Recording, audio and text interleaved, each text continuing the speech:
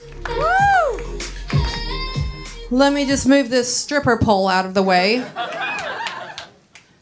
It reminds me of childhood. Yeah, so I feel kind of uncomfortable up here on stage with my clothes on. Yeah. I used to work in the corporate world during the buffet hour at the strip club. Yeah. But even as a stripper, I think it's really important that you're a professional, right? So I was up on stage dancing this one time, and I accidentally kind of overdosed on crack and Red Bull. Yeah. I mean, I'll never, ever mix Red Bull with that again. Ever. So I was up on stage, and I was, like, dancing and feeling, like, so good. And then all of a sudden, the drugs, I was like... But I just, like, kind of turned it into a move, like, so nobody would know what was going on.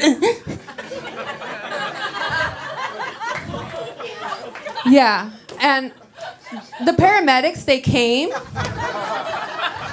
Yeah. Not literally. They were kind enough to wait until the end of the song before they escorted me off of the stage on a stretcher. Yeah. So once I was at the hospital, like, they hooked me up to, like, the IV and the heart monitor with all the stickies and everything, you know? So after a while, I was feeling so good, and I was, like, thinking the most logical thing. I got to get out of here. I got to get back to work, right? So I unhooked myself, and I went straight back to the club and straight back out on stage as if nothing had happened, because I was feeling good at this point.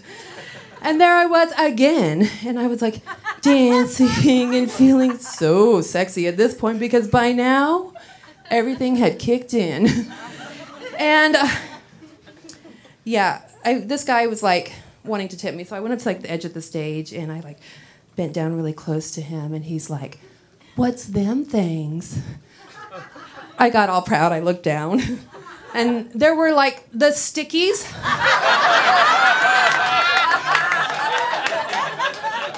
They were all over my chest. Yeah, from the heart monitor. That's okay. I'm a professional.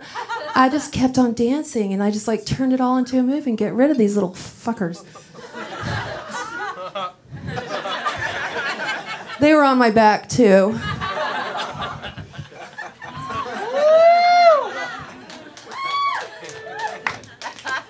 Yeah. You know, I thought I was doing a really great job until I looked down again, and every single time I took off one of my stickies, it also took off my spray tan. Yeah. So there I am, looking like a spotted hyena, on crack and too much Red Bull. That's okay, though, guys. I just kept on turning it into a move. Woo! Yeah. Do you ever wonder, like, what are strippers thinking about when they're up there on stage, you know, strutting their stuff? Like, what are they thinking about? They're looking so sexy and stuff, right? I know what I was thinking. I was like, how many cranberry vodkas is it going to take to get rid of this UTI?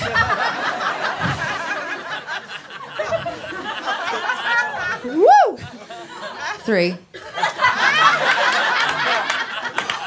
Yeah, so there was this girl that used to work with me, and she had, like, this whole Caribbean theme going on, and she had, like, this giant parrot tattoo on her ass, and then she gained weight, and it stretched out into a turkey.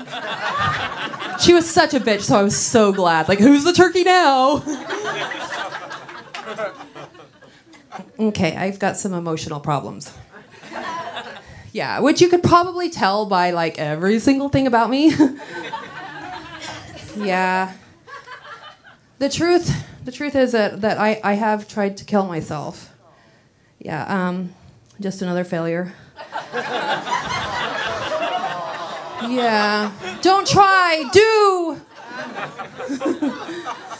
Yeah. So, I mean, I don't see what's wrong. I'm just like everybody else. I mean, I was raised in a polygamous cult. Not the same one as Sage. And polygamy, for those of you who don't know what it is, it's like one dad, a whole bunch of moms, one Ken doll, a whole bunch of broken Barbies, you know, blah, blah, blah, blah. Yeah, I mean, cults are really, really awesome. Unless you're not the leader. So,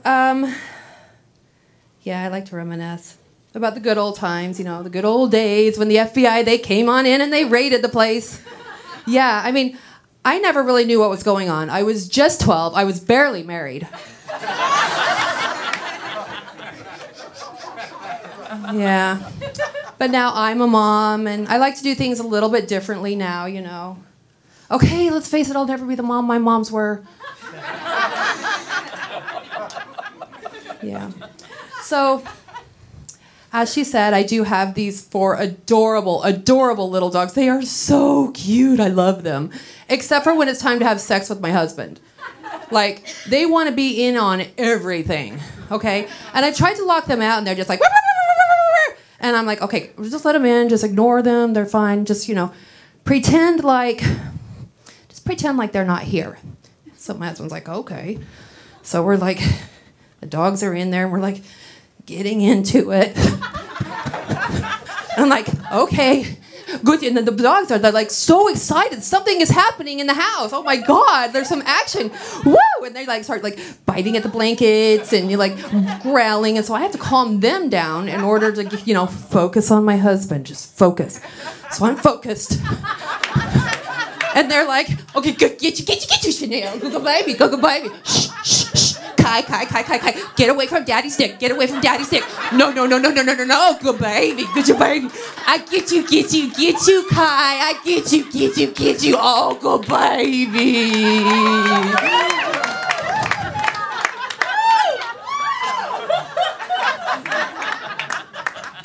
I guess that brings a whole new meaning to emotional support animals, right?